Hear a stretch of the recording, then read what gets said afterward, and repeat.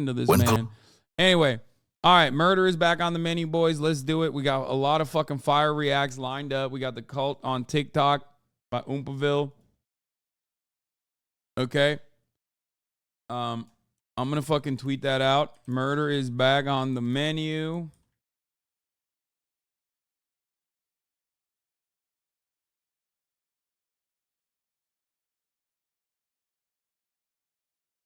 Get in now.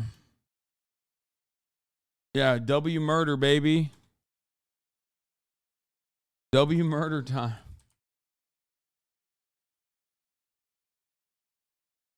A wee bit of murder, lads.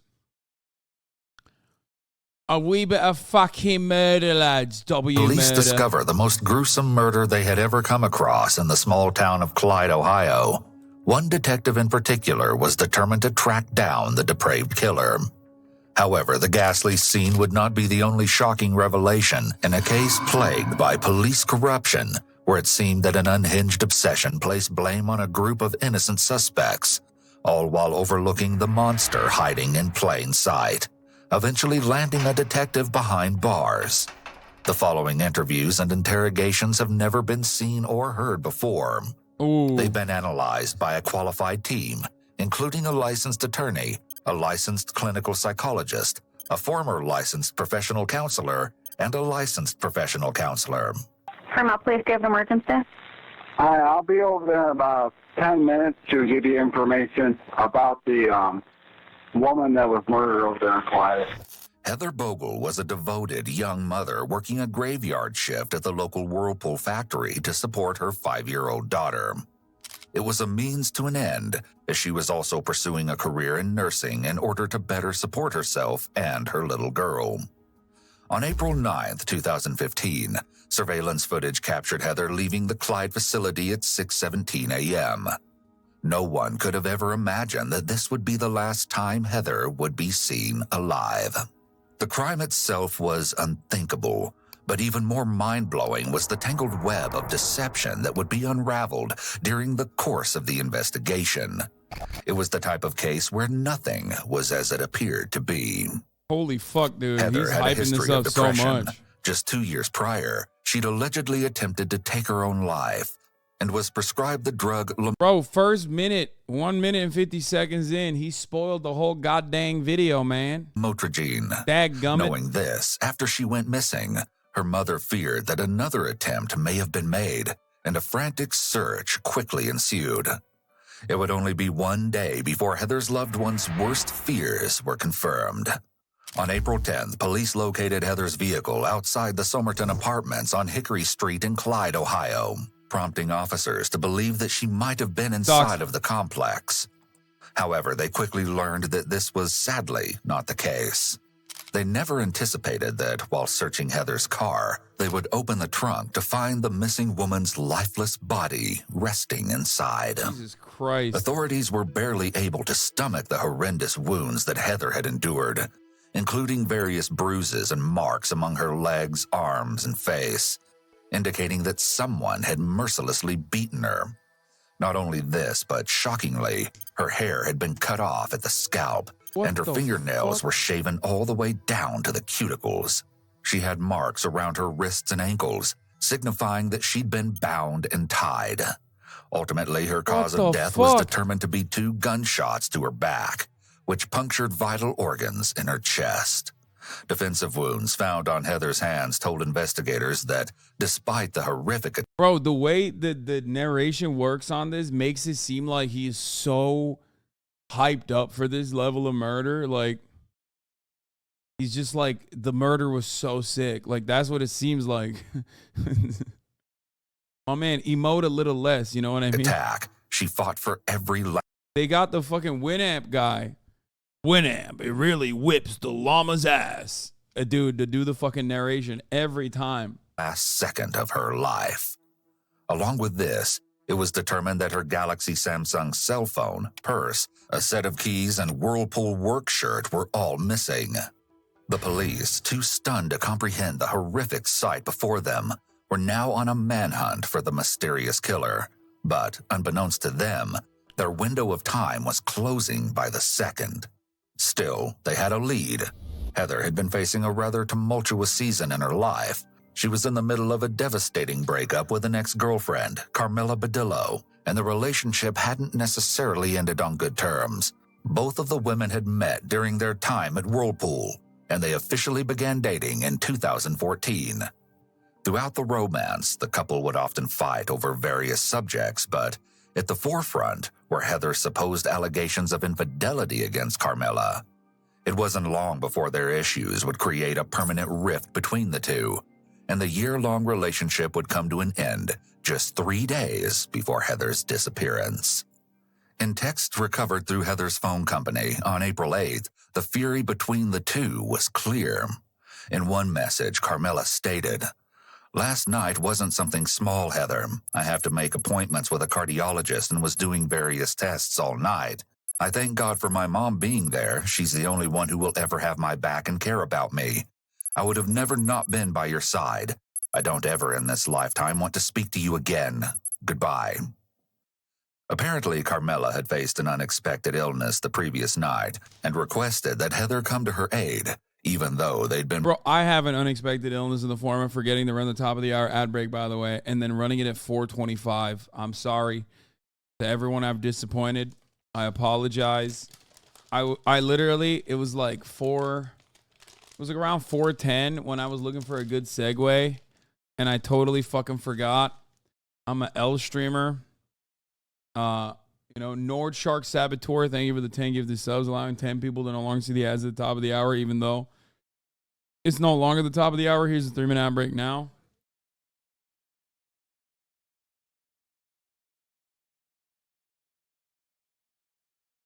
Have your resignation on my desk in an hour and hand over your badge. What about my gun? What about my service weapon? Can I keep that?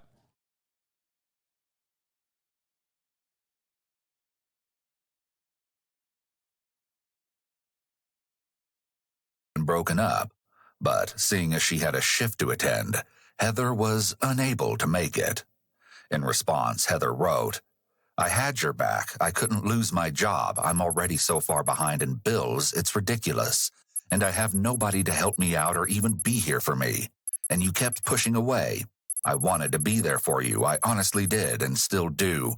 But I understand I cannot know what is going on if you do not talk to me. But please do continue to take everything out on me." Following the breakup, Heather also texted her friend Jerry Avalos on April 8th, saying, "I deactivated Facebook and all other social media. Literally..." Damn, bro, 4.79. Good attempt, Hossie. Dead. Wow, bro. Y'all are fucking ruthless, dude. Bunch of micromanagers up my ass. Never talked to my friends, couldn't even have a friend. She wouldn't allow it. It's a clear red flag when a partner tries to control who the other person can talk to or be friends with. It's important to remember that Heather was upset about the breakup when she sent this message, and it's possible that Carmela has a very different viewpoint on their relationship. When officers recovered Heather's body, they also discovered a shocking handwritten letter in the vehicle. It was one of passion and rage, each sentence more intense than the last. Unfortunately, it's unknown what was written, but every single word had been directed at Heather, almost as if they wanted to hurt her. To no surprise, the penman had been none other than her scorned ex-girlfriend. But this wasn't the only relationship that seemed to be falling apart for Heather, as additional texts showcased an obscene message from her brother, Josh Fiesel. Heather had recently failed one of her nursing exams, and Josh added to the upsetting occasion.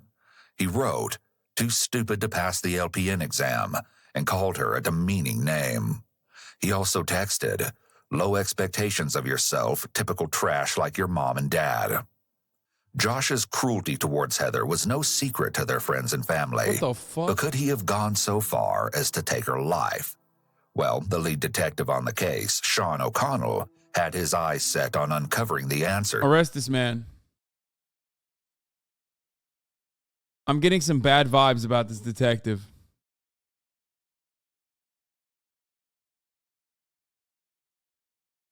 For no particular reason, you know what I mean? To this very question.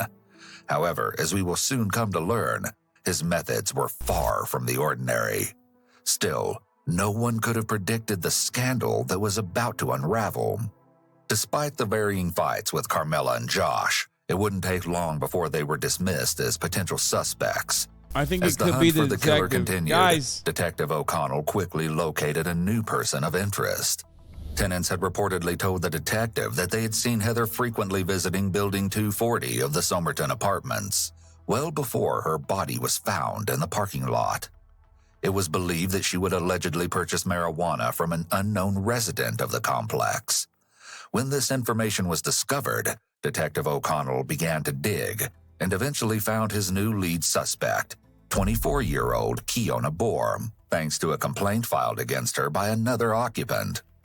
It alleged that the scent of marijuana was emanating from her apartment. Kiona, a mother of two, was supposedly very nervous while speaking with police after Heather's body was discovered, and Detective O'Connell found this to be rather odd. Though she denied any involvement, O'Connell wasn't convinced. Despite this, following her discussion with the authorities, Kiona wrote a series of strange Facebook posts, especially under the given circumstances. "I can't believe this just happened," and "doing 8 to 10 years for murder and pleading insanity" could be seen amongst her account, only furthering the detective's suspicions. Not only this, but according to two residents of the Somerton apartments, Kiona was allegedly seen wearing the same red Mickey Mouse t-shirt that Heather's body had been dressed in, well before the tragic event. And lastly, Kiona had been romantically involved with 39-year-old Julian Kaiser, who Detective O'Connell helped to put behind bars for 10 years on a first drug offense. It seemed that the evidence against Kiona was beginning to mount. 4 days after Heather's body was recovered, Kiona was interviewed by Detective O'Connell, and I think the main reason why everyone was probably suspicious of the detective is because he was doing the most to solve this. You know what I mean? Like he was going above and beyond. He's like, "Oh, well, it must be this guy. Oh, well, it must be that guy then." You're like, arrest everybody. I think he worked a little too hard. He wasn't even clocking overtime. You know what I mean? Everyone was like, "What the fuck's going on, detective? You seem to be really invested in this case. Like, this is not a television show. Only on TV shows do we have detectives be this invested in cases." And as you're about to see, the tension in the room was so thick it could have been cut with a knife. Do you know that name by chance, Heather Bogle? I don't even know who she is. The only time I heard of her was when the police knocked on the door, and then I didn't even know who she was. I was like, I don't know her. And then I went inside and got on my Facebook, and I seen her on Facebook. Obviously, for one reason or another, her vehicle ends up at the Hickory Street Apartments parked in front of your building 240. The question is, why did it end up there? So we've talked to a lot of people, and we are comfortable to say that Heather has been known to frequent building 240. We feel comfortable that she was voluntarily there probably on Thursday of last week, a couple different times. She was there, then her vehicle had left, and the vehicle had come back, and then the vehicle leaves, and then it finally comes back for the last time on Friday morning at around 1:30. Okay. So why am I here, though? And I'm getting to that point. It's my understanding that Heather likes to smoke some weed. Okay, she does it on probably on a somewhat of a regular basis. She has to buy it from somebody. We know that we've had complaints on your particular apartment in reference the odor of marijuana coming from it from one time or another that led to the police knocking on the door and trying to figure out. Bro, decriminalization of marijuana really fucked over cops. Nobody ever thinks about that. You know what I mean? Like, how else are you gonna fucking lock up like or suspect random black people for doing crimes other than blaming the scent of marijuana? You know what I mean? It's a big deal. Nobody ever talks about policing as an institution and the damage that like decriminalization of marijuana caused in many states, really. Police have never came to my door. If the police came to my door, they better have a report. The police never knocked on my door. There is a police report. They talked to me. They spoke to me. There's a police report on March 18th. Without going back and looking at their police report, I'm not going to say that they talked to you or not, but I know there is a police report, and there are incidents reports with management pertaining to the smell of marijuana coming from your apartment. So why hasn't anybody said anything to me previously? I don't My know. landlord, the police. That's a good question. That's I guess real sketchy, because yesterday a white man came up to me and asked me, were you the one that they had got in trouble for smoking weed? It was smelling like weed in the hallway? And I said, no, that wasn't me. I don't even smoke weed. And he said, well, I do every now and then, whoop whoop, trying to get me to say something. So it was probably him that tried to call y'all. This is so silly. Possible. I mean, it's this possible. is crazy. Like, y'all just raided my house. I work at a nursing home. I'm a single mom with 2 kids. Like, this is crazy. I understand. Kiona comes across as quite self-assured. When someone is telling the truth, they may appear more confident because they know the facts are on their side. The detective should have built some kind of relationship with her prior to starting into questions about Heather. Essentially, what he has done here is without any evidence whatsoever. He has launched into an interrogation rather than conduct an actual interview first. It's my understanding, and another thing that kind of supports what we're looking at is the idea that you are or have dated. Yeah, I mean, detectives would never do that to a black woman. You know what I mean? So, sure, this is the only time when he's... This is the only time. This is the first and the last time he's ever done that. You know, Dated a guy from Mississippi that used to work at Whirlpool, correct? Who would say that? Well, I never dated anybody. Just because I talked to somebody, like... All right, so you talked to somebody, you associate They're not even here. They've been left months and months and months ago. So. Okay, what's months and months and months ago? Like months ago when they went home, we was never dating. Who's the 2 guys that keep coming and going out of your apartment? It doesn't matter. It doesn't matter. How does it matter? My personal business, I don't have any, I don't know this girl. Your personal business is not becoming our business. Okay, so who I sleep with is y'all business. No. Like, I mean, that's what I do.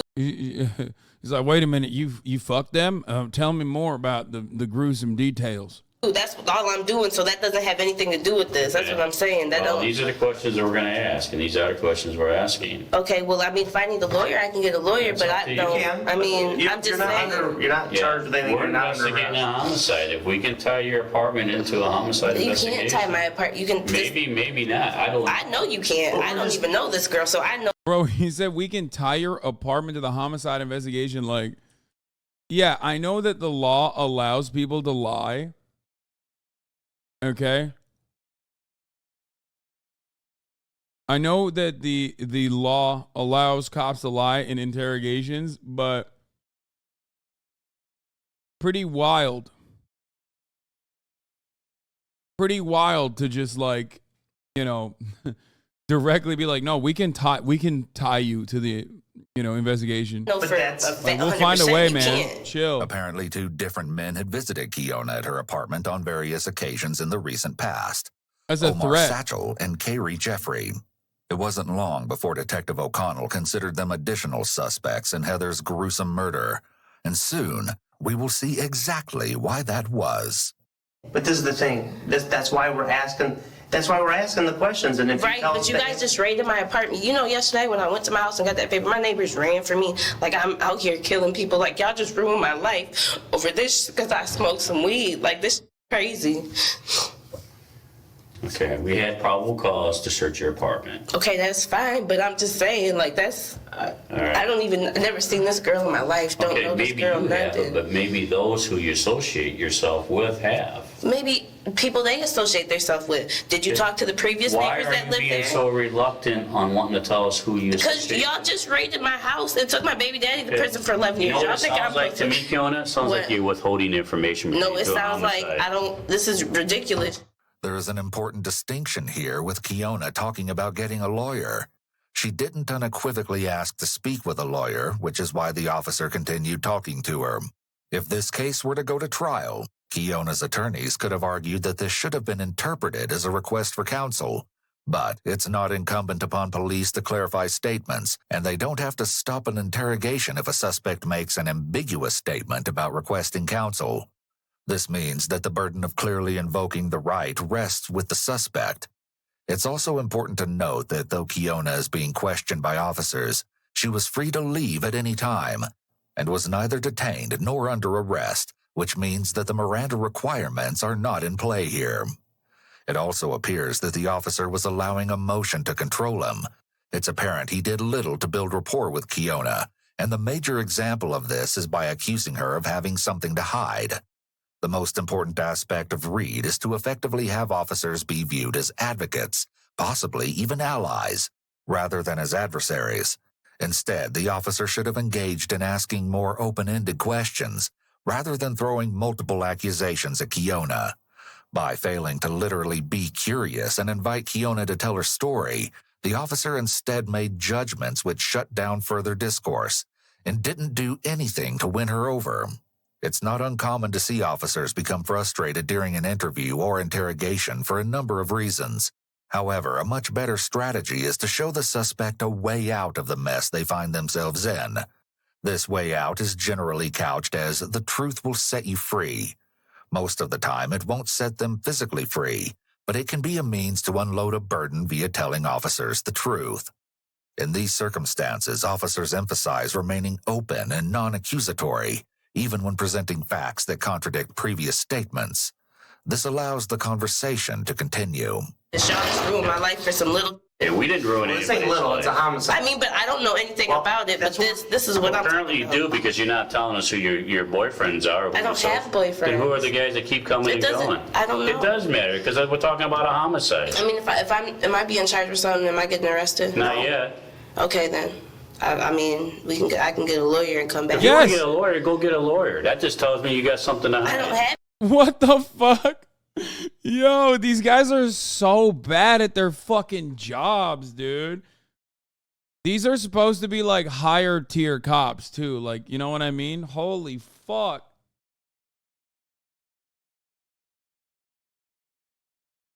Brother, you and this attitude that you are demonstrating is one of the best reasons to literally always have a fucking lawyer when you're talking to cops. Never talk to cops without the presence of a lawyer. This is it. This is the reason.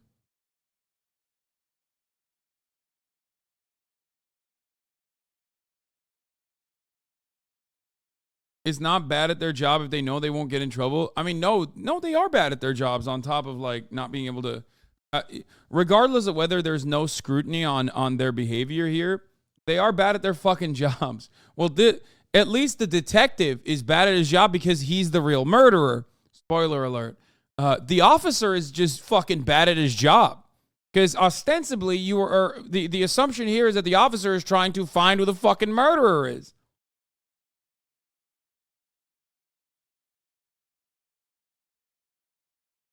You know what I mean?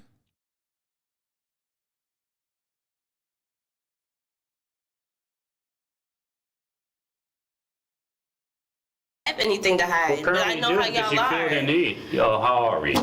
I don't. Because we got your boyfriend, father your baby with a bunch of dope, and he's Right. been a doper for his whole entire life. Okay. We're in the wrong. So for that's that? why you raided my house. No, that's not probably, why. That's probably because why. you had marijuana in your house. But you didn't know that? Yeah, we did. We How'd had you know reason to that? believe it. You had reason to believe that because somebody Yeah, said we that. had probable cause. and Because Jeff someone Dawson said they smelled odor, never been in my house, never talked to me. The police didn't come to my door and see if there was marijuana. Your odor coming out association my with house. Julian Kaiser when He's you were been in living prison there? for how long? I don't care. You're still associated with Julian I'm associated Kaiser. with the. That's insane. Like, oh yeah, you dated someone who used to sell drugs, which means that like you're still ill. What the fuck? Bro, that's wild to just like openly state that.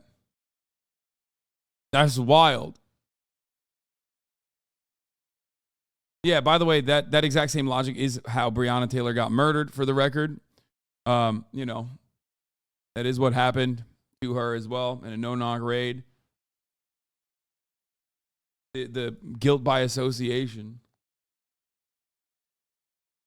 It's insane. All Somebody right, that's you in know what? prison. Do you want to talk or not? I don't want to talk. Okay, have a good day. Thank you. So You're now you have a involved in a great day. homicide You have a investigation. great day. Bro, he's just like using that as a thing. You know what I mean? Guess what? Fuck you're gonna do about it, you know? You're a black woman, you have no power here, is the attitude that he has. You know what I mean? It's insane. The detectives may be misinterpreting Kiona's reluctance to share the names of the two men. She's likely trying to protect her friends, but that does not mean they are guilty.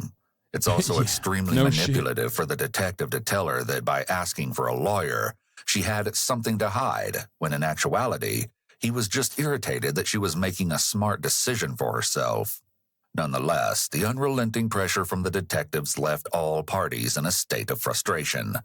But Kiona was living a real-life nightmare, suspected of murder, and was now in a fight for her life.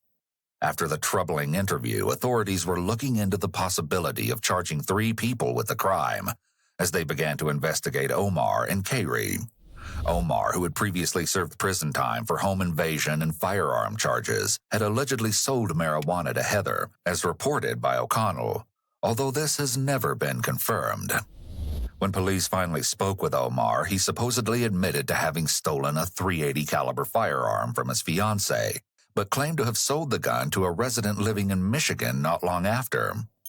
Along with this, authorities allegedly found him to be in possession of unidentified pills and a pocket knife with a blonde strand of hair attached. In an interview with the Fremont News Messenger, Omar adamantly denied that he had ever met or known Heather, gravely pleading for his innocence. In a shocking quote, he described his encounter with Detective O'Connell by saying that, "Sean O'Connell told me, I know it's not you, but I'll make it you."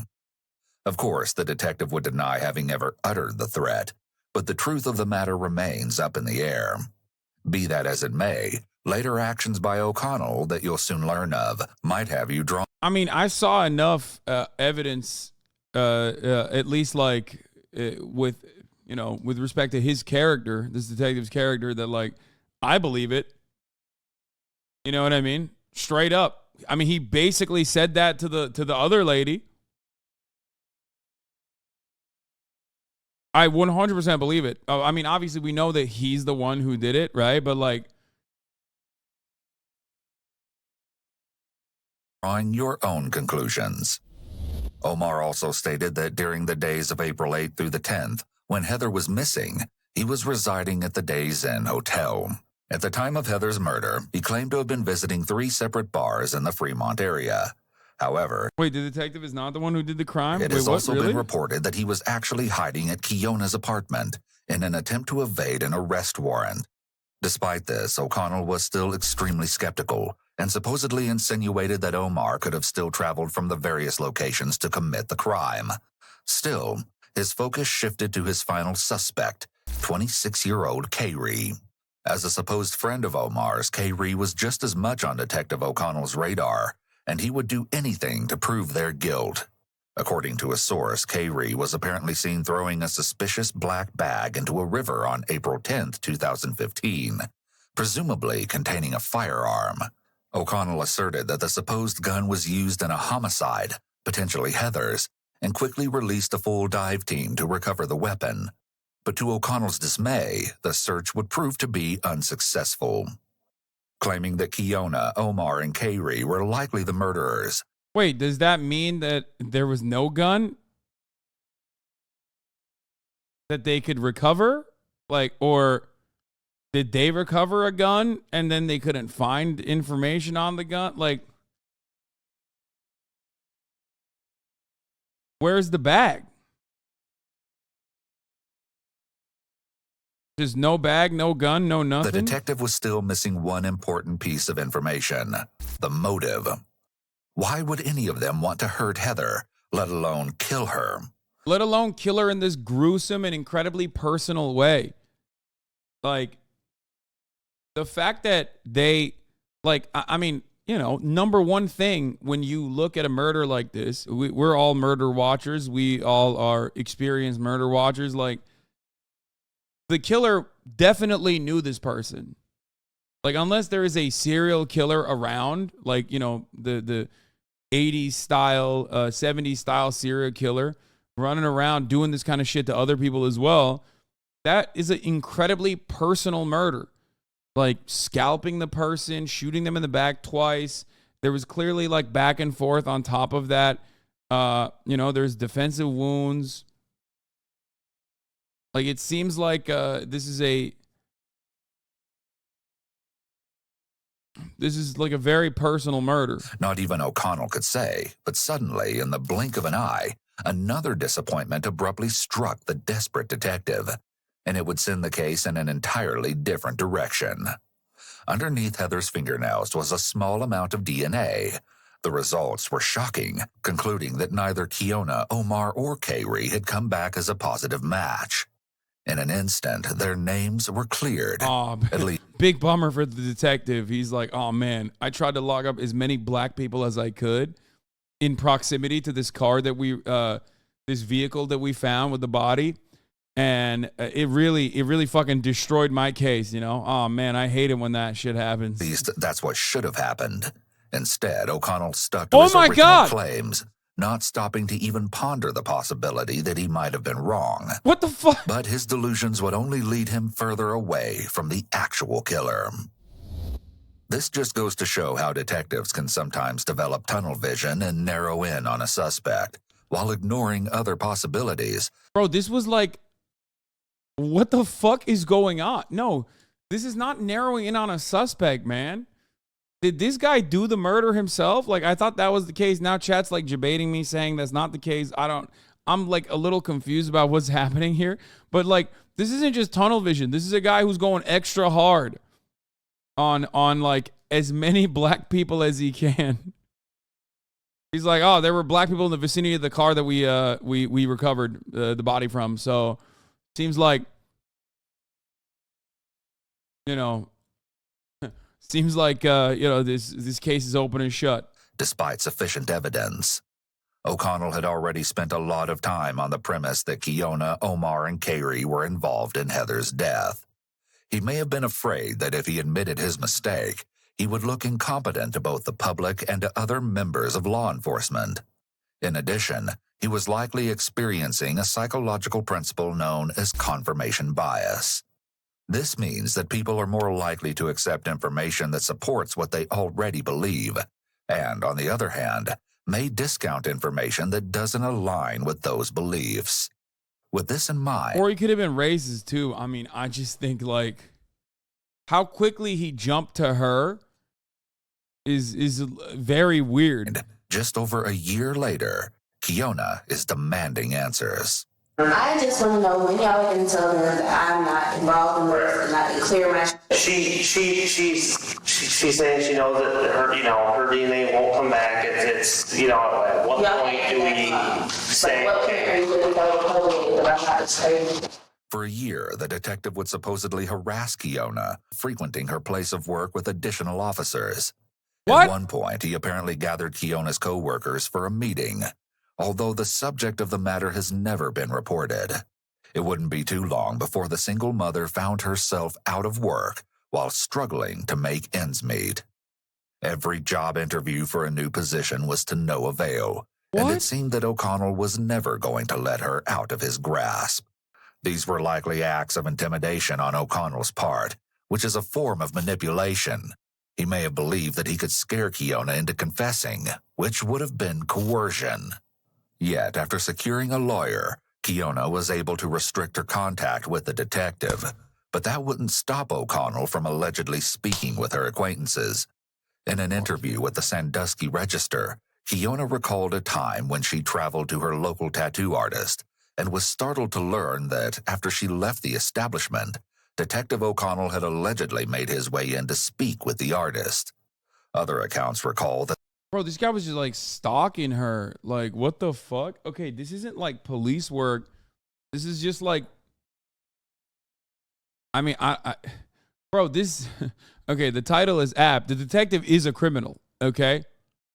Like, the detective is like, straight up, at this point, the detective is doing crimes.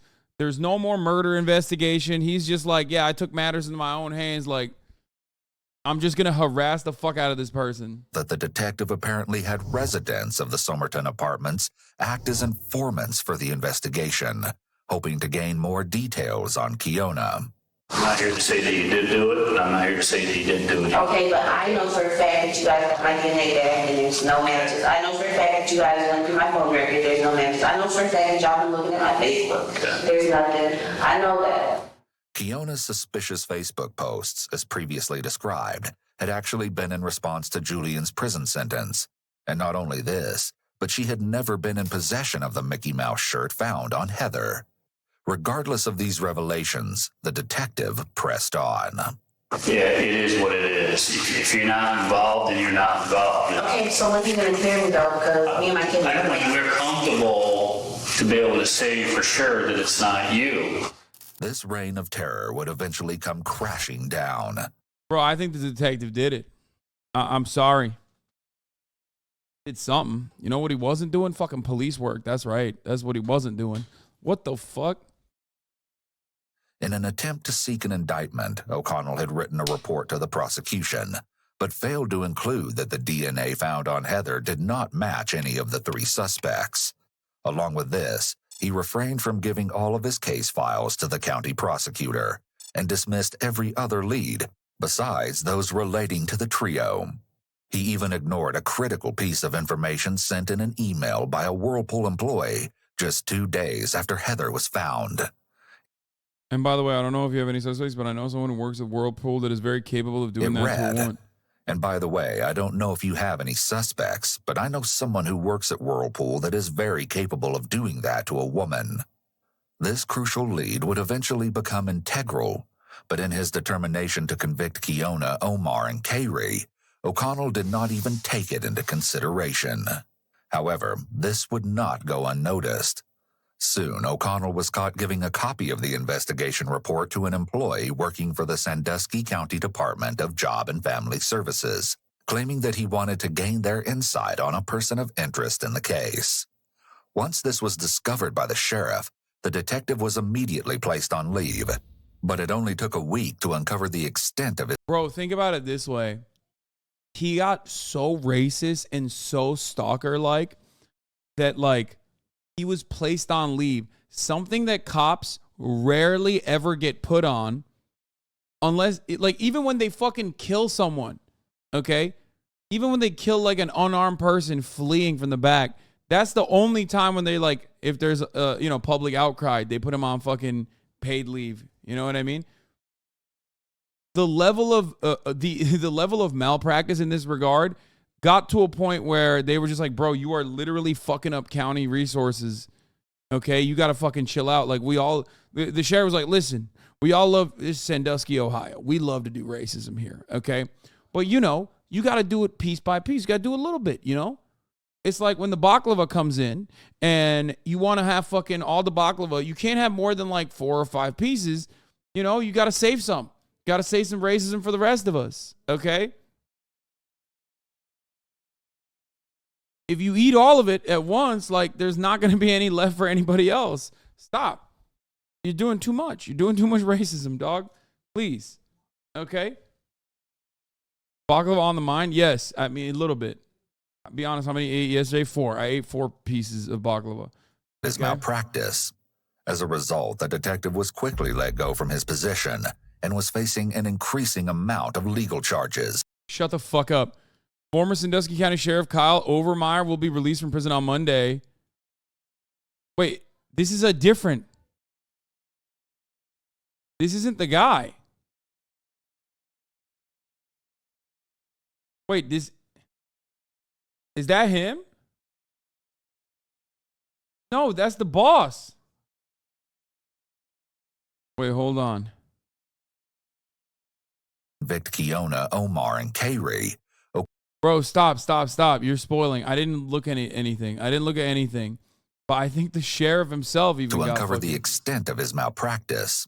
As a result, the detective was quickly let go from his position and was facing an increasing amount of legal charges, which included misleading a public official and tampering with evidence. O'Connell had broken the law that he vowed to protect and was eventually sentenced to 2 years in prison. That's bullshit, by the way. Like, what? Cops... No, okay, I got to say something here, okay? No, that doesn't sit right with me. First of all, cops never go to fucking jail for this kind of shit. That is insane. Let alone 2 years. Are you insane? There's got to be some other additional reasons for why this happened, the way that it happened. Because no fucking shot. Bro, cops literally plant shit openly and very publicly. They plant evidence. and then like the Department of Justice will come in and like actually take a look at the books, and they will find people. They will literally find cops that have openly fucking planted evidence, and it doesn't matter. Like, it still doesn't matter. Those guys still don't go to fucking jail. Okay? Maybe they'll be let go, and then maybe a couple years later, that cop will pop up somewhere else, you know, at another precinct or whatever.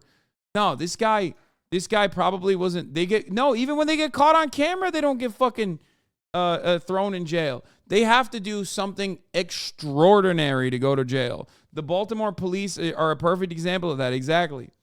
It's not just that those Baltimore cops didn't go to fucking jail or didn't go to prison because they were planting drugs and planting guns on suspects and shit like that.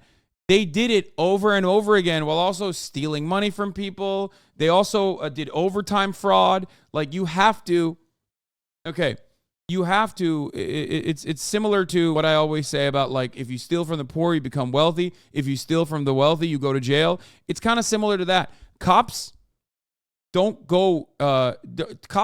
face any serious punishments for doing cop shit like planting evidence or, you know, being racist or whatever. They get in trouble if they are misusing department resources and misusing department funds. Okay? Like, that is and they're doing it with like wanton disregard. You know what I mean? Something like that. Yeah. Overtime fraud was the biggest part of the reason why the Baltimore Police Department actually took action against these cops. That's what it was. Because they were just like aggressively fucking taking money from the overtime funds. Like, they were aggressively billing overtime.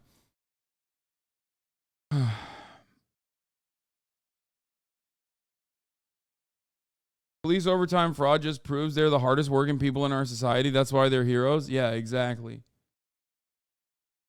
He got in trouble for wasting the DA's time knowing the DNA wouldn't match up. I think that could be the reason. You know what I mean? That could probably be the reason. He could be a fucking top of the hour dodger. You know, that's a big crime. At the top of the hour, there's a 3-minute ad break. If you no longer want to see those ads, you know, all you need to do is subscribe, which you could do for $5 or for free with the Twitch Prime. You remember the Asian bodybuilder cop who went around sexually assaulting women and how they brought him in and they were still buddy saying, "Oh, it happens, man." Yo, that Asian bodybuilder cop situation was way more weird than the way we looked at it on YouTube videos, okay?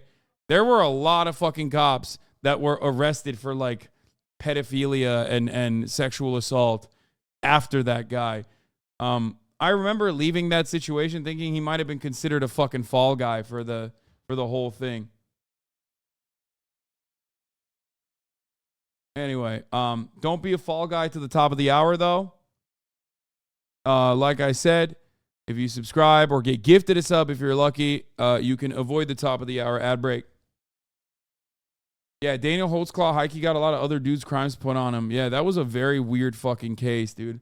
Cat named Dog, thank you for the 10 gifted subs. Womick7, thank you for the 5 gifted subs. Allowing 15 people to no longer see the ads at the top of the hour. Here's a 3-minute ad break now. Although this would not be the end of the shocking corruption, seeing as how another scandal had just as quickly broken through the walls of this quiet and quaint little town. Sheriff Kyle Overmeyer, also working on Heather's case, had been caught stealing drugs from the drug take-back boxes in northwestern Ohio. Facing an ongoing opioid addiction, Kyle was sentenced to 4 years in prison in December of 2016. But during this time, he was able to sit down with authorities to give his side of the story on what happened with former Detective O'Connell. And we'll get into more on Sean about what he did, but, you know, a lot of stuff was secret squirrel with him, and he did his own thing, and I entrusted in him as a detective, and, you know, because you can't do it all. You can't be a detective and a sheriff and wear all the hats. He was dead set on Kiana Boer, and then he found out that Omar might have been out. Was hiding out there. He was there that night, supposedly, and there was a warrant for his arrest. And that's where it all unraveled, where he became obsessed. Why is that? I don't know. See, now here's another thing I'm being told. Yeah. That he had a personal vendetta against Kiana Boer. Kyle gives a brief rundown on how O'Connell helped to imprison Kiona's ex-boyfriend, Julian, and why that might have placed the single mother at the top of his suspect list in Heather's case. Now, in speaking to Heather's family members and Carmela Badillo, they all indicated that the 3 people that provided Heather her drugs were, and then was the other. There's only 3. Nobody ever mentioned Kiana Boer. Right. So I don't know how he's getting in and going Kiana Boer, and he's making that up. Right. And correct? Yes. All the while, residents across the community were stumped when it came to who might have carried out such a gruesome crime. And some were inclined to leave their thoughts on the most popular social media platform, Facebook. For Ohio. One user wrote a post insinuating that Carmela, Heather's ex-girlfriend, may actually be the one that authorities were looking for. The sad thing about this is just a few days after it happened, my brother worked with a guy who no longer works there with him, but he stopped over and told me his sister and Heather had a thing, and that she might have had something to do with it. I called O'Connell to report what I was told at the time, but nothing was done. Was Heather's ex-girlfriend the perpetrator who'd been hiding in plain sight, or was there someone else sneakily going unnoticed? Still, I mean, both of those, I don't know, right? I don't know the details because unfortunately we only know whatever this fucking dipshit uncovered. But like literally there are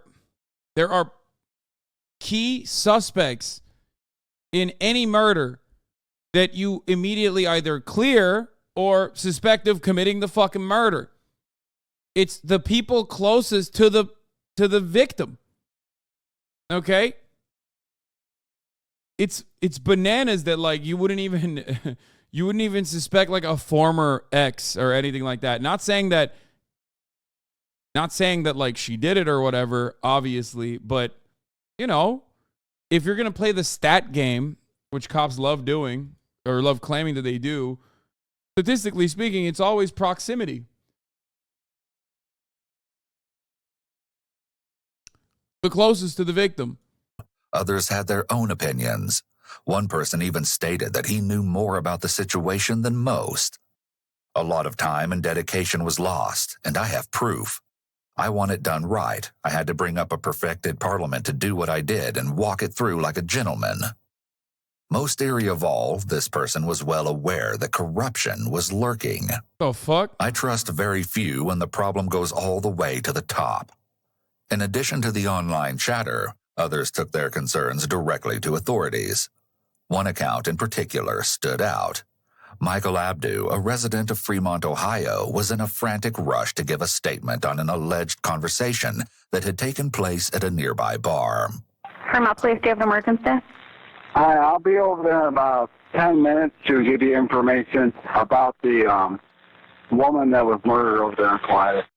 Michael claims that he met 3 men at the local bar, where one had allegedly explained to him that he ordered the hit on Heather. Michael refers to this man as Mississippi. 2 other gentlemen had also been present, but he didn't know their names. Absolutely, what the fuck is happening in like small ass bumfuck Sandusky, Ohio, man? What is going on, dude? What is it because like these people are fucking really bored? Yeah, this is some Fargo shit, dude. Are they just like bored? So they're like making stuff up? Like what the fuck? Who? What? They informed me how they killed her in the residence and took her body and put it in the trunk of the car. He said if you got any family, I suggest you do the right thing. I said, I don't understand what you're talking about. And then he said, I was the person that took care of the white girl over in Clyde. The black man said this. Write that down, black man. Finally, we got a different black guy. And I said to him, what are you talking about? What do you mean you took care of the white girl over in Clyde? He said, What? I asked the two. Bro, I can't hear. Inside, we took care of business. So I went and asked the 2 guys inside, hey, Dude said you guys took, I said Mississippi said you guys took care of those two, or took care of the girl over there in Clyde. And he said, yeah, we gave that what she deserved. The one dude turned to the other guy and said, shut the fuck up. Why would anybody walk up to a random bald guy in a fucking bar and be like, hey, by the way, we did a gruesome murder, just letting you know. And it was like a facilitated hit on a fucking single mom. Like just some random white lady, you know what I mean? Like, that would never happen. The other one then said, dude's cool. Whatever you gotta say, I'm cool with, I'm not, gonna go nowhere. Michael, clearly stunned by the recent encounter, provided a new lead for the authorities. However, just as quickly, police were able to conclude that they'd reached a dead end yet again, due to the fact that his story couldn't be corroborated by other patrons of the bar. It was clear that from the onset of Heather's case, each and every day had been afflicted by injustice. Fortunately, that wouldn't last for long.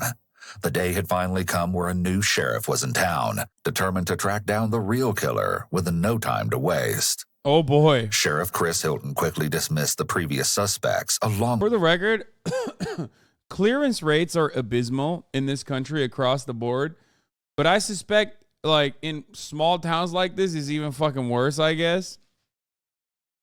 Like what the hell's going on? It's been like a year at this point since the murder took place. Do they not have a lot of other murders going on, or do they also are just like this bad at covering all the other murders too? Like, the wildest shit happens in small towns. About 12 years back, a surgeon hired a successful hit on a city councilman. Wait, what?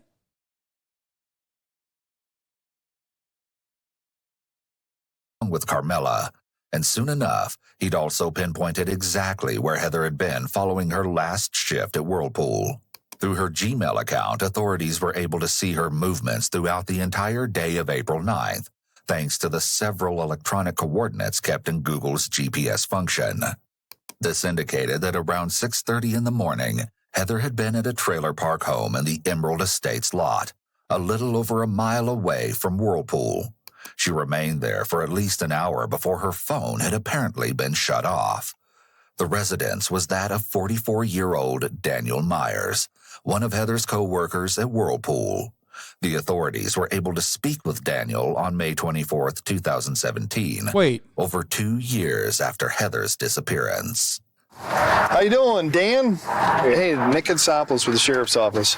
Would you be able to take a few minutes and talk to us? For what reason? Well, we're working a cold case homicide. Do you still work for... Bitch, that shit didn't have to be cold. It's a cold case now. That's crazy. Whirlpool right now, then? Okay. Back then... Bro, there is still half of this. There's another 30 minutes. I don't know where the fuck this is going to go. At this point, I've given up, okay? I've been trying to comprehend the actions, but the people don't move like normal humans in this story. They do things that are actually crazy. What shift were you working? Midnights. Back then, did you tell them what this is in reference to? I told him we're working an old homicide. Come on, Are you sure? Thanks, Dan. Thank you. Sorry to wake you up. I feel bad. We're just trying to, like I said, follow up on some leads and some other stuff that popped up. Did you know her at all? Very, very little. Very little. Just... The officers have not mentioned Heather's name, yet Daniel is already aware of who they are speaking of. Yeah, I mean, of course he would. Very limited conversation. Yeah, like, I mean, that's not.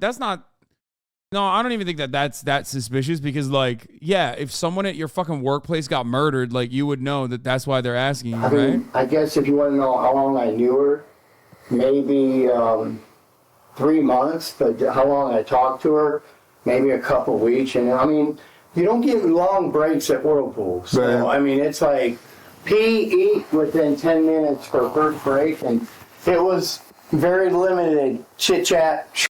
The most suspicious part about this is not that he, like, immediately understood they're talking about one of his coworkers that was brutally murdered in a fucking small town 2 years ago.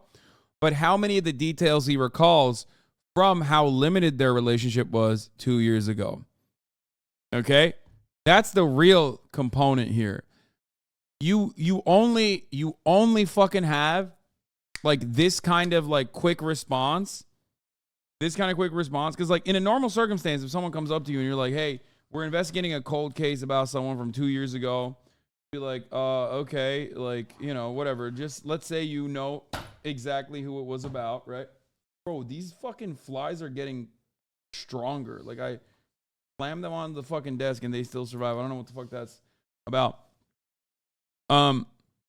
Anyway, it sounds like he's basically rehearsed lines for the moment. Did your mom open all the windows again? Yes. My mom? Anne. Even the chat knows. There's flies everywhere, which is very unique. It never usually happens. Oh, you're really annoyed with the flies? Okay, close all the windows, please, and the doors.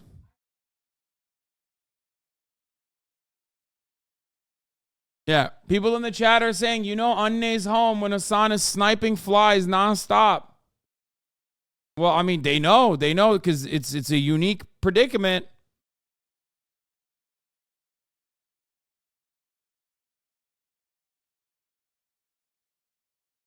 Oh, be fair to Anne, it's like 85 degrees out right now. Bro, I have the AC on way too much in the house. The fuck are you talking about? The AC's at like 66 degrees or some shit. And it's still hot as fuck in this room because they literally secretly turn it off, I'm pretty sure. Right. Okay. Did you work in the same area as her? Yes. Okay.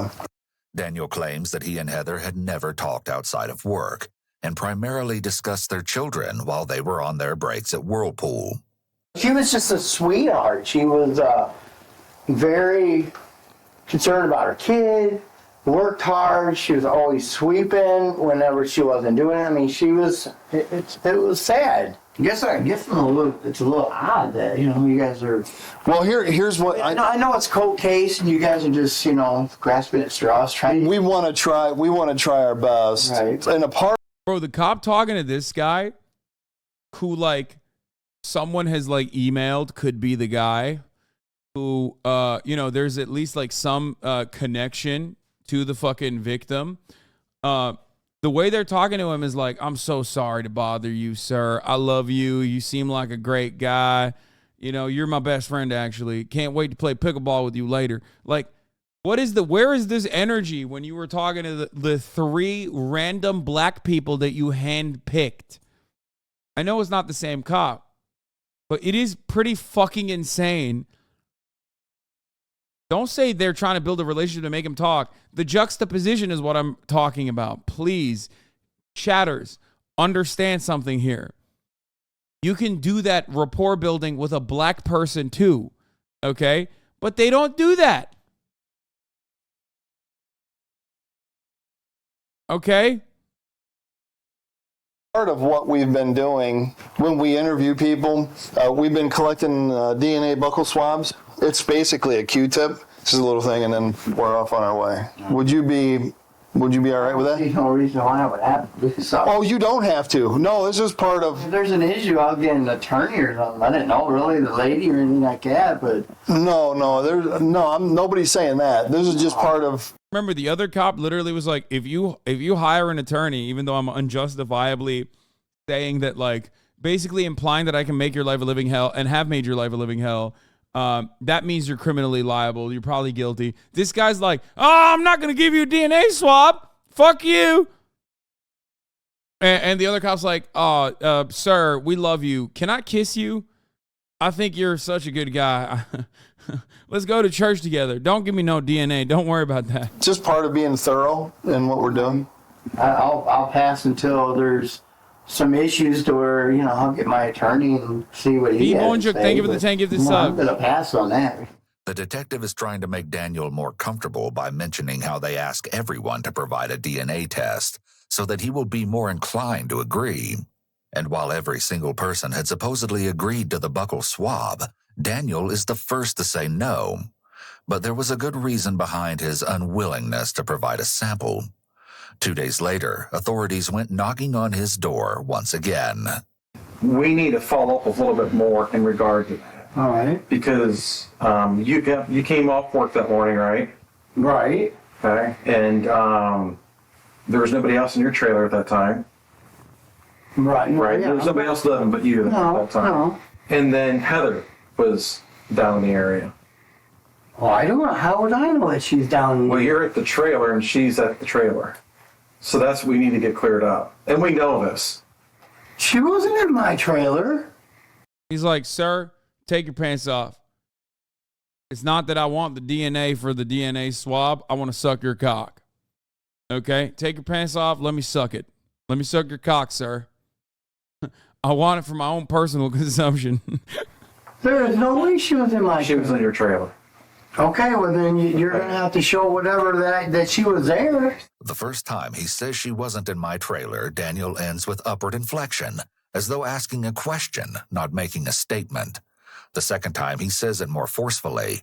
It's almost like he had to ask it as a question first, so he could repeat it to deny it. We know people struggle with outright lies, so this was likely a way to handle his nerves when deceiving the detective. Someone who is wrongfully accused of something is more likely to deny it using a firm tone of voice. An innocent person may even become a bit hostile. However, Daniel gives a quick and weak denial. And not only is his evasive response more than a little worrisome, but Daniel was also hiding a mountain of disturbing secrets, and his true atrocities were about to be revealed. I don't like when you do that. I just don't know what But you know Heather better than what you're telling us. No, I didn't. Bro, this guy folded under the lightest pushback, okay? This guy folded after the cop literally was like, I'll suck you, sir. I'll suck you off. I would like to suck your pee-pee. And he's like, what? No, I didn't do a murder. On April 19th, 2015, I was certainly not doing murders. I promise you. Did not know Heather that well. I didn't. There is no way. Okay. I don't know anything about I know like the inflection or whatever is pseudoscience. I'm sorry. This right here. But no, I did not know Heather. Like, come on. That's like a E-Rob level voice break, okay? That is the guiltiest fucking whine I've ever heard in my entire life, dude. Look at this. No, I did not know Heather that well. I didn't. Come on, dude. Come on, dude. That's like,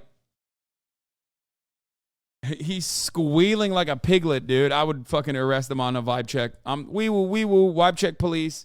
Vibe check police, you're going to jail. There is no way. I don't know anything about her. Just a basic conversation that we had when we sat for a very limited break. That's all it was. Remember, this is literally 2 years ago. The fact that he has this level of detail, ready to go, fired up, you know that's suspicious. Okay? That's more suspicious than his voice crack even. The fact that he's like, holy fuck, he had a script for 2 years. And he probably thought, man, these cops are so fucking dumb. Holy shit. Is crazy. What her car looked like, right? Yeah, I knew what it looked like. No, I didn't know what it looked like. I knew from the news, from online, Facebook. I mean, there's pictures from that's on the Facebook about the car with, going by Miller's. There was a vision of a car. I mean, right. Yeah, I mean, it's common knowledge. I mean, even the news was showing her vehicle, but I've never seen her vehicle personally. We didn't draw your name out of a hat and show up at your door. Okay. So we're here asking you to help yourself out. Let us know what happened.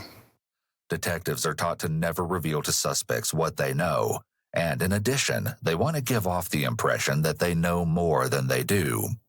This accomplishes multiple things. For one, it allows officers to catch suspects in a lie.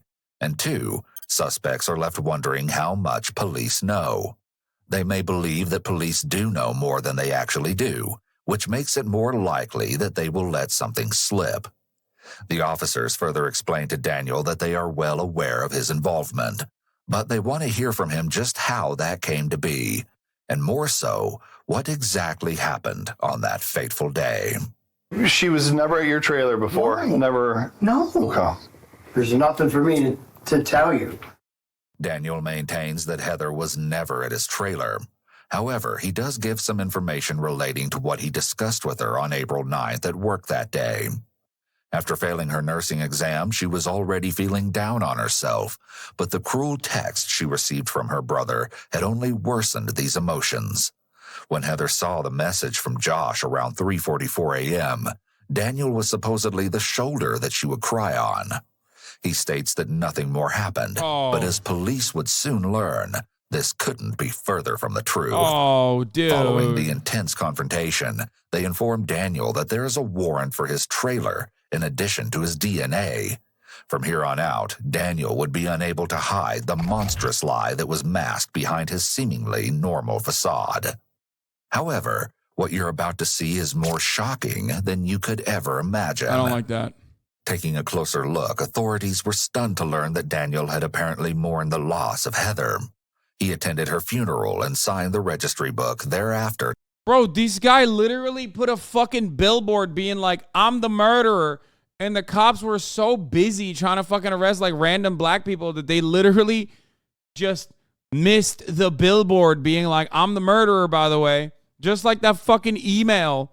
Holy shit, 2 years, man. To pay his respects, even going out of his way to donate $125 to the GoFundMe account of Heather's family, writing a now disturbing message. Heather, you were such an amazing person. Although we've only known one another for a short time, I've come to appreciate our talks about our kids. I'm distraught that there will be no more of your smile at work. You will always be in my thoughts. Your daughter will always be in my prayers. God bless you, little Missy. Danny and Ethan Myers. Apparently, he had also posted to Facebook that he was unable to eat or sleep due to the frightening situation. Daniel likely enjoyed inserting himself into Heather's world. Bro, he literally was just like, okay. I mean, he was just fucking signaling to everyone that he was, you know, out and about. He was basically writing line items on how many times he could get away with like this crime, it seems. This way, he may have felt a secret thrill at the funeral, playing the part of a grieving co-worker, all while relishing in the fact that he was the only one who knew the truth about what happened to her. In addition, he may have believed that staying close to the situation would make him appear less suspicious. But when in fact the only thing that, you know, helped him get away with it was, you know, him being white. You know, that's turns out it's just that's what it was. The investigation continued. It was quite clear to police that things weren't adding up. Just 5 days after Heather was found, Daniel had purchased new plywood flooring for his home, and at the end of the month, a new mattress. Along with this, over a year later, he made a trip to the local dentist to repair a set of cracked and broken teeth. But the reason for the dental visit would be anything but typical. Several other purchases were also discovered, such as materials to repair a deck, lawn chemicals, light bulbs, galvanized nails, and paint. But this could all be explained away, even though a new revelation was far more difficult to rationalize. A warrant had finally been obtained to perform a DNA test on Daniel, and it concluded that the sample from underneath Heather's fingernails was a complete match to that of her co-worker. Over 2 years later, the truth of the devastating matter would finally be revealed. When police officially searched Daniel's trailer, the findings were unsettling, to say the least. Upon entering the residence, investigators found various adult toys, surveillance equipment, a Dell laptop, disposable cameras, handcuffs, jewelry, a pair of women's underwear, and a Samsung Galaxy cell phone. Furthermore, they located several... Okay, what the fuck? What? Why is he saying a dildo and then a Samsung Galaxy cell phone in the same sentence? Like it's like he was using that in the crime or something. What the fuck? He's like, it's very disturbing that this criminal mastermind was using a Samsung instead of an iPhone. Unless it's her phone. You know what I mean? He's like a Dell laptop. red and brown stains on the bottom of Daniel's carpet. A sample taken from the rug would later come back positive for blood. Not only that, but Daniel had been keeping videotapes documenting his encounters with women and had bizarrely Googled nursing textbooks online.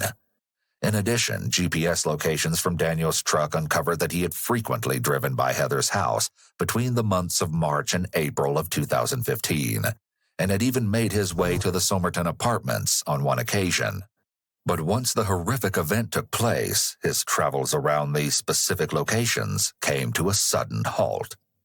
Surprising considering he went to the fucking funeral. This could suggest that Daniel was obsessed with Heather and stalking her, but at some point his behavior escalated. It's possible that if Heather discovered that he was following her and she confronted him, he may have lashed out. Alternatively, he may have expressed interest in her and she rejected him, which made him angry. On top of this, there was also alleged evidence that Daniel may even be connected to more than one crime. On June 1st, 2017, 2 years after Heather's horrendous murder, Daniel was finally taken into custody. One of the investigators asked the other officer to remove the handcuffs from Daniel and instead handcuffs him to a hardpoint in the interrogation room. It seems as though the officers aren't comfortable at this point to completely uncuff him. You were told you were under arrest, correct? Okay. No Miranda rights at all. Okay. So nobody's spoken to you yet. That's what we're going to do this right now. Right. Well, you are under arrest. And I heard the deputy tell you that when we were out there. No, he's not. Okay. Dog, you got a fucking handcuff on you. You're under arrest, okay? Yeah. Jesus Christ. And he said that, but didn't tell you anything else. Right. Okay. We're here to tell you this is in connection with the Heather Bowl hunt. Okay. The officer reads Daniel his Miranda rights, and he quickly requests an attorney, although he still answers one question. What is your passcode for your cell phone? I had about a week. Can we write it down? Yes. Passcodes. What a fucking idiot. Why would you ever say that, dumbass? I mean, I'm not rooting for the criminal here, but like, what an exceptionally stupid murderer, dude. What an exceptionally idiotic fucking murderer. Oh my Lord. Mind-boggling to me that this guy got away with a fucking gruesome murder for 2 goddamn years. There is literally no better indication of how fucking awful these cops are. And also how, in many respects, white supremacy ends up harming white people regularly. To cellular phones are protected under the Fifth Amendment in some jurisdictions, and the contents of a phone are generally protected under the Fourth Amendment. In all likelihood, Daniel just waved. Bro, the cops were like, damn. Like, that worked? That's like, there is no world in which that works. Like, he literally was just like, can you give us your passcode to your phone? Wow, it worked. We need to try that more. Hank, we got to try that next time. These guys are dumb. Some very important Fourth and Fifth Amendment protections by voluntarily giving up his passcode and consenting to a search of his device. You should never give up a phone, its passcode, or its contents without a warrant. Even then, good counsel will attempt to have this warrant overturned, or the admission of evidence obtained via the warrant excluded from evidence. By surrendering these rights, officers no longer need to develop probable cause to obtain a warrant in the first place. This essentially allows them to go on what attorneys call a fishing expedition, where they might find evidence of a crime, but may also find additional evidence linking a suspect to other previously unknown or undiscovered crimes. Waiving these rights places the suspect in greater jeopardy from this perspective. Assuming the case goes to trial, the suspect has harmed their case by freely offering additional and possibly incriminating evidence to the prosecution. You get your attorney, you get situated in, you let me know. We'll sit down with you and your attorney. I think you got a story to tell. And it was quite the story. Following his arrest, 10 other women had come forward, claiming that they had been assault victims of none other than Daniel himself. And while incarcerated, the suspect had attempted to regain contact with many of his alleged victims by writing handwritten letters. Although in a conversation for Wait. has harmed their case by freely offering additional and possibly incriminating evidence to the prosecution. You get your attorney, you get situated in, you let me know. We'll sit down with you and your attorney. I think you got a story to tell. And it was quite the story. Following his arrest, 10 other women had come forward, claiming that they had been assault victims of none other than Daniel himself. And while incarcerated, the suspect had attempted to regain contact with many of his alleged victims by writing handwritten letters. Although in a conversation from jail, he learns that this may not be a possibility. Bro, this motherfucker never really, like, made any attempts to hide his crimes, dude. Like, what the fuck? Handwritten?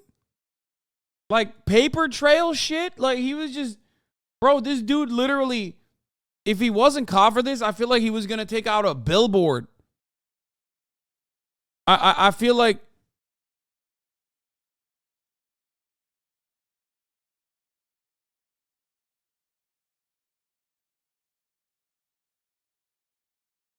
with at least one woman.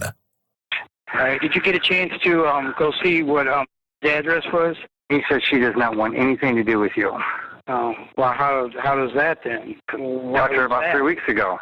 Huh? Well, why didn't you mention something to me? Because I didn't want to hurt your feelings. Well, it don't hurt my feelings. I just wanted to send her a card, but she said don't, because if you do, she'll get you for harassment. I mean, a lot of these women that you want to say you're trying to contact, they're scared of you. Right. You know, I don't know, Danny. I don't know what you want us to do. Right, well, enough said. In one of the letters Daniel wrote, I mean, this is like Twitch stalker behavior, you know what I mean? Like, dudes who stalk like Twitch streamers, like, this is how they think that they have like a relationship, but he had it with like 11 people. so many emotions in one. Not sure why I'm writing now. First off, I guess you really... Okay, I'm sorry, but his handwriting is quite nice. That's unrelated to the issue at hand, but holy fuck, that's a beautiful cursive. Didn't know me after all. I was never violent with you. You enjoyed my forcefulness. You told me many times. Almost. Bro's out here literally doing an Andrew Tate. Like, this is Andrew Tate WhatsApp messages to his victim. Like, this is the same energy. Most instructed me on what to do. You always told me you liked to be held down. Maybe your memory wasn't as good as mine. As the note continued, Daniel insisted that the unknown person was in favor of his disturbing actions. Although it hasn't been documented if Daniel was ever diagnosed, people with antisocial personality disorder often engage in this sort of emotional manipulation of their victims. They will attempt to persuade the victim into believing that they were at fault for the abusive actions. They're highly skilled at making victims doubt their own sanity along with their own memory of events, as Daniel is doing here with this letter. This is called gaslighting. In this case, he doesn't want anyone testifying against him, and he can't try to scare them into submission from his cell. So he needs to use his words to manipulate them into thinking they are wrong about what happened. And as we hear from one of Daniel's supposed acquaintances, Danny Fry, the horrifying nature of the suspected killer was confirmed even further. Well, the whole time I've known him, he's been a womanizer, you know. It's his way or, you know, no way. Bro, that's not womanizer. That's called being a serial rapist.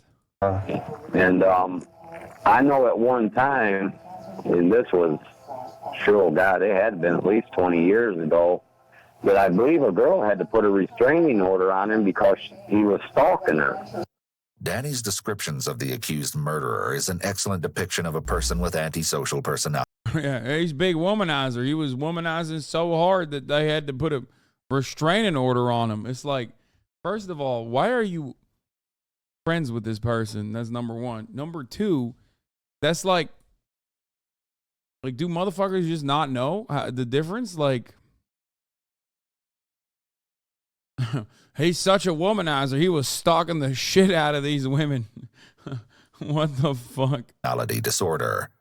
These individuals will often put their needs first and have little to no concern for the needs and feelings of others. This is how people like Daniel are able to commit such horrific crimes. In fact, people with severe antisocial personality sometimes derive pleasure from seeing the pain of their victim, physical or emotional.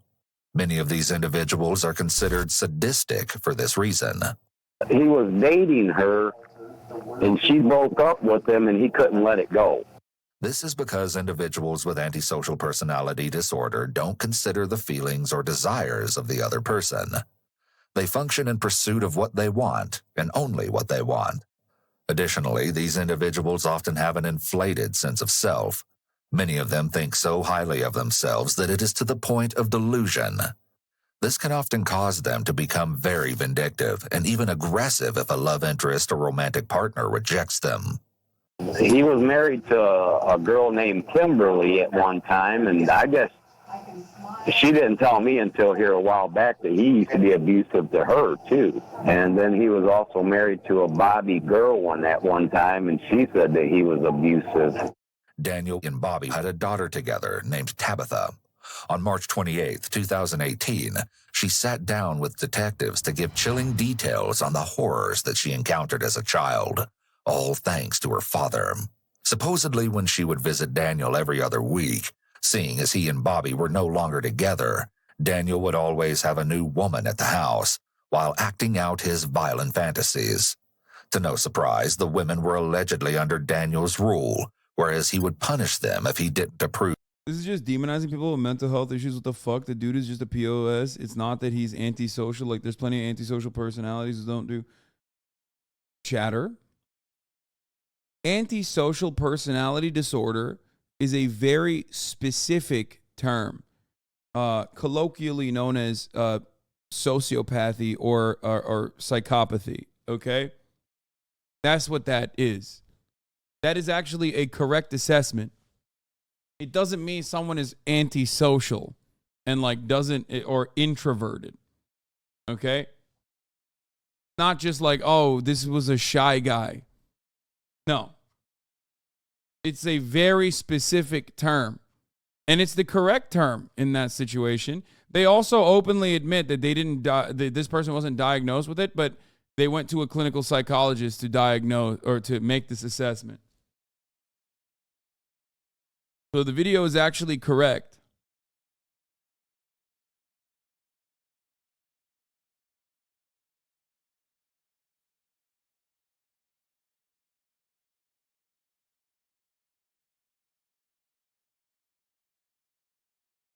It has nothing to do with like being awkward or being a shy guy.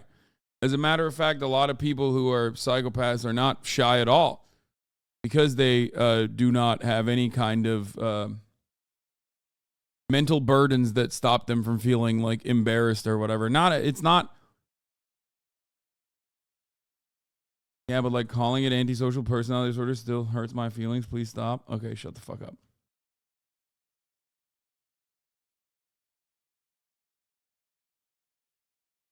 Yeah, it just means that they, as this chatter correctly points out, that they are neurologically incapable of feeling empathy. Obviously, it doesn't matter. There's so much that we don't know about. There is no like full assessment on this because of the nature of this disorder. It is. I have ASD and I feel empathy still. Yeah. ASD is not, what the fuck are you saying? Isn't ASD autism spectrum? What? Yeah, you're autistic. That's different. I'm losing my fucking mind, dude.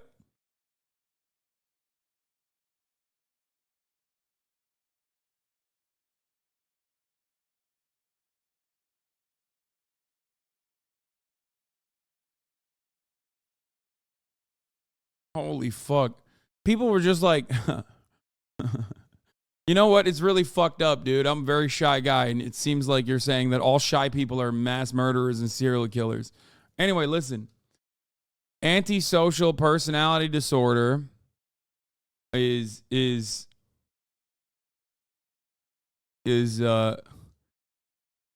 hard to make assessments on, hard to medically solve. Given the nature of the disorder itself, people can be very manipulative about it. It's one of the reasons why I say that I am not fully in support of like full-blown prison abolition. There are plenty of,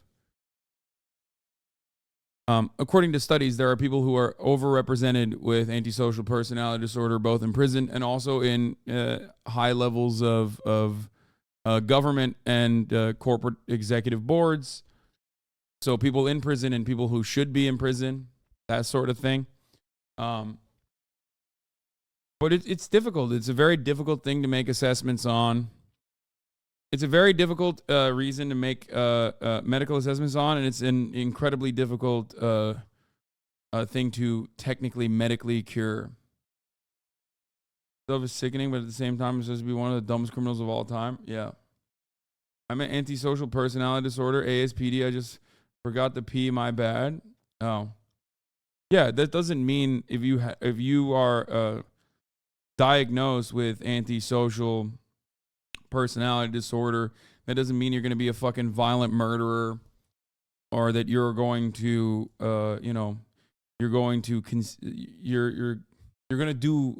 you have violent urges, or you're going to lean into violent urges that you may or may not have.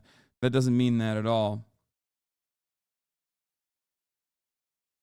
Plenty of people who are diagnosed don't actually have it. It's the same case with like every other kind of disorder.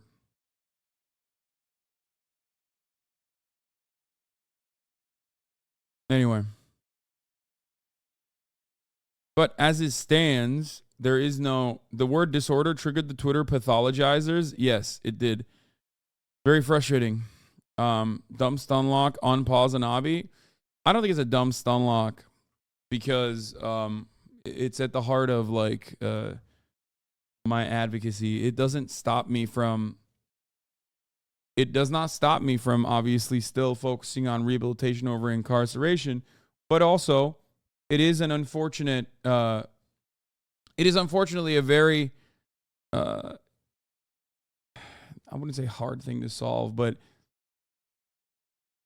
you're not allowed to diagnose someone with ASPD before age 18 because the diagnosis carries such significant stigma and people get misdiagnosed at young ages so frequently.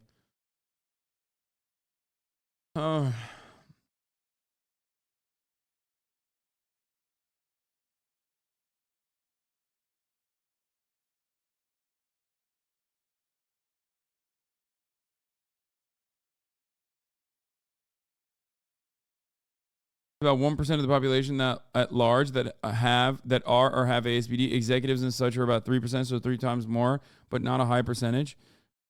Yes, but in the prison population, it's much higher. Anyway, let's continue. Proof of their behavior. He would reportedly grab the woman by her. You got called out.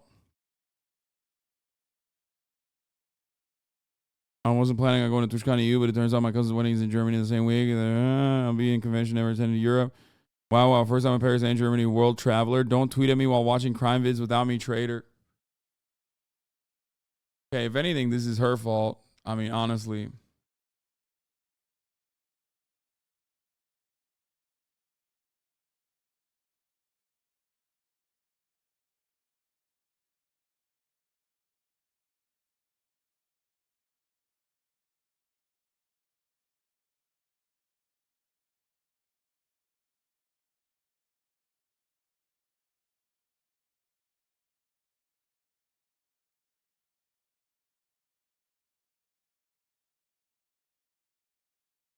Gaslighting. Their clothes or hair and take them to his bedroom. Once the door closed, Tabitha could supposedly hear the blood-curdling screams coming from inside of the torture chamber. It was something that she would never forget. When he dated, he was dominant. They done what he told them to. No first-hand knowledge or witnessing anything like that. No, I've never seen him physically, hit a woman or nothing, just what they've told me and, things like that. Okay. And then I don't know if my sister told you, but she had told me, I think it was beginning of the summer or whatever, that he tried to handcuff her to a chair. He paid her to come clean his trailer, and he tried to handcuff her to a chair. Wow. Yeah. Bro, I feel like this is the type of shit you should probably let cops know about. Like when it happens, you know what I mean? Not like later. Like this guy is just like leaking shit after the fact, and it's insane to me that he's just like, yeah, this guy's a real bad guy. He murdered people left and right. He was a real womanizer that way. He was out there murdering so much. We kept saying, hey, man, you're a real big murderer. We love that about you, but like, why is he so fucking chill? What the fuck? He was on his radar? Yeah, he's like, hey. Cop's like, dude, hold on. We got to write this down. He's like, well, there's a lot to write more about. I mean, she did have bruises on her, her wrist and stuff. He also claims that Daniel would use derogatory terms when referring to his girlfriends, basically to the point of dehumanization. This suggests that Daniel may have had a paraphilia-related mental disorder known as sadism, where an individual gains satisfaction when causing pain or fear in their partner. On top of this, psychopathy and sadism are linked, although the cause of this is unknown. But as we creep a little further down this twisted path, we learn that Daniel's crimes were darker, and there's a chance that Heather wasn't his only victim. Did you know Leanne Sluter? No, I did not. Okay.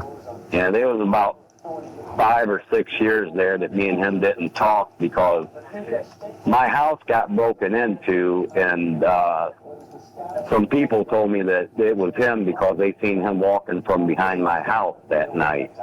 Leanne Sluter, a girlfriend of Daniel's from years earlier and the mother of his child, Ethan Meyer, had tragically taken her own life back in 2009.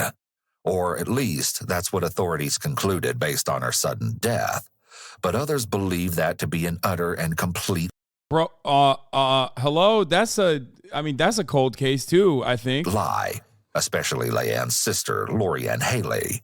In 2009, Daniel had apparently walked into Leanne's home, finding her lifeless body resting on the bed with a single 20. Bro, this is like, when like a fucking piece of shit cop that was like, planting evidence gets caught, and then they look through all of their prior clearances, you know what I mean? They look through all their prior convictions, right? And arrest record. And sometimes if you have like a woke George Soros DA, they'll conduct an investigation and actually realize that like half of those motherfuckers were literally innocent, and they'll release them. That's what they should do in this situation with this fucking guy. I mean, what the hell? He shot herself in the chest. Like, they saw someone shoot themselves in the fucking chest as a suicide, and we're like, probably just no reason to believe otherwise. .22 caliber rifle gunshot wound to her chest. I brought my son home to his mom because we had the weekend deal, and I was here like an hour ago, and she answered the door. I'm like, well, maybe she's in the shower. So I went back home. Well, I had a key to get her home, and I came in, and... Bro, motherfuckers act like RoboCop when you got, like, any kind of weed on you, okay?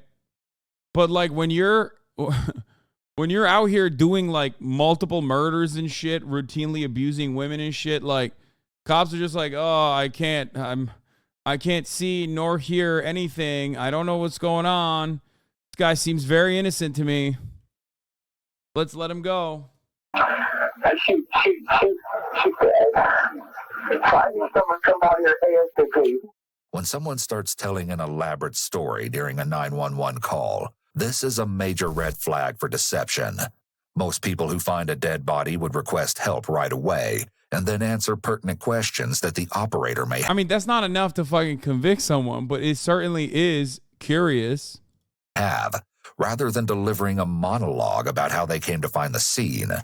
It already sounds like he's potentially building up an alibi. But the barrel of the firearm had been exceedingly long, and the trigger would have potentially been too far to pull had it been facing towards Leanne. Not only that, but the gun was resting quite neatly beside her, almost as if someone else had placed it there after committing the ultimate crime. However, there was also a note supposedly written by Leanne that Daniel had kept hidden away. Part of it reads, "I have loved you unconditionally without waiver, and all you ever did was use me as a bank, kick me to the side when the next best thing came along. All I ever wanted was to just die so that the hurt would stop." The note had supposedly been written in Leanne. Bro, when I see stuff like this, like, listen, LAPD is dog shit, $8 million a day burn rate. Like, they're horrible. And then I see a whole new level of incompetence when I look at, like, small town police departments that have, like, armored personnel carriers and, like, just fucking, you know, minefield clearance devices and shit just for the sake of funsies to have it. And then this is the way they're operating. Like, how? How the fuck? It's because they're defunded, bro. Yeah, I know. They can't even fucking buy the $5 a month subscription at the top of the hour, these small town cops. It's pretty fucked up. Many murders go unsolved simply because people don't talk. Dude, what are you saying? What do you mean many murders go unsolved simply because people don't talk? The fuck are you talking about? They already said, the family literally said there's no way this was a suicide. And also, you don't need someone to talk in this regard. Look at the barrel and how long the fucking rifle is and how it was gently laid aside this person. And they were just like, all right, rule it a suicide. Let's call it a day. Are you fucking nuts? Are you fucking insane? You must think that you'll avoid the top of the hour ad break without subscribing.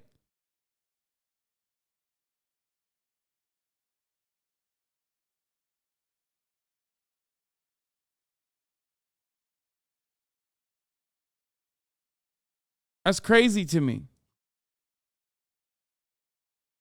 Okay. Here's a 3-minute ad break now. If you're lucky, you might get gifted a sub, by the way.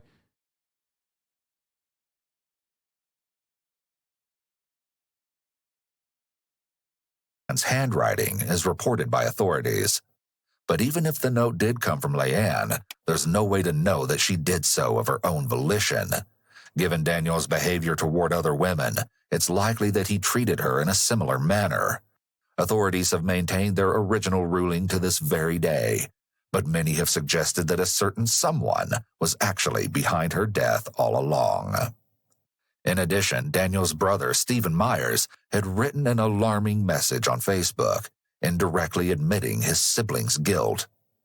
"I just wanted to say how truly sorry I am. I can't explain why my brother did this awful thing, but please don't look down on my family or myself. But we are all proven innocent until guilty. Not saying he is and not saying he's not. Only one person knows who did this horrifying crime." Despite Yeah, that chatter's like nobody talked. That's why they can't fucking clear murders thing is so like, it was already stupid before we found out this additional evidence. Okay. But like, no, they definitely did. People were talking, man, it seems, but you didn't even need someone to talk in this situation. Like the evidence doesn't make any fucking sense. Previously not admitting what had happened to Heather, during his time in jail, Daniel had been spewing an inordinate amount of suspicious comments. This included a time where he'd been watching a TV show starring a female judge, and supposedly claimed that he wanted to hurt the woman and rip her hair out, just as he did to someone else. With this, he apparently confessed to an inmate that Heather had traveled to his house after their shift on April 9th, 2015, where Daniel comforted her regarding the text sent by her brother, but then tried to initiate a romantic gesture towards her. In return, Heather began to laugh, sending Daniel into a rage. In an instant, Daniel supposedly overpowered Heather, trying to force her to submission.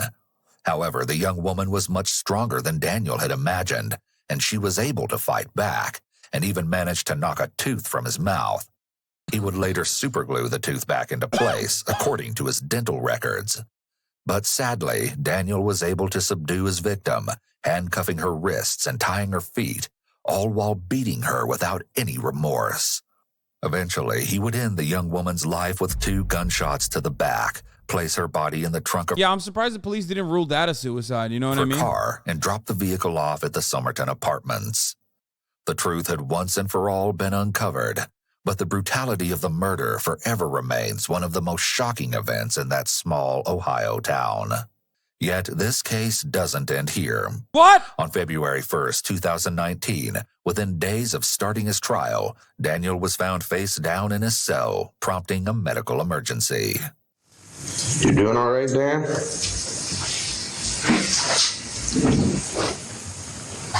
I'm just laying down, floor face down. Yeah? I mean, he's alive, but I don't know what's going on. Hey, Dan, can you hear me? You all right? What's going on?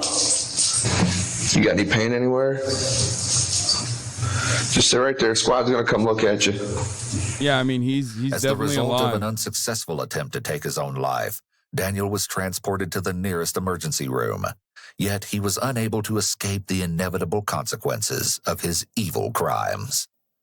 Former Detective O'Connell, who almost put 3 innocent people away for life, was sentenced to 2 years in prison in September of 2018. He should have gone to jail for longer, this dumb motherfucker, bro. Holy shit. But was eventually released in July of 2020, 2 months early.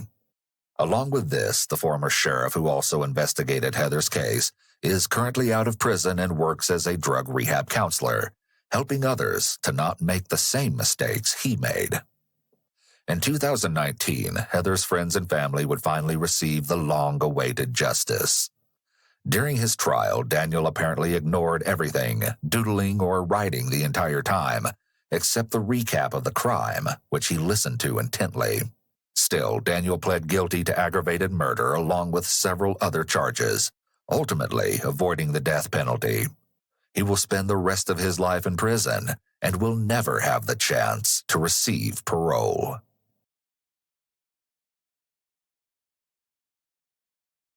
That was a lot of fucking plot twists on that one. A lot of twists, a lot of turns, okay? That was depressing. What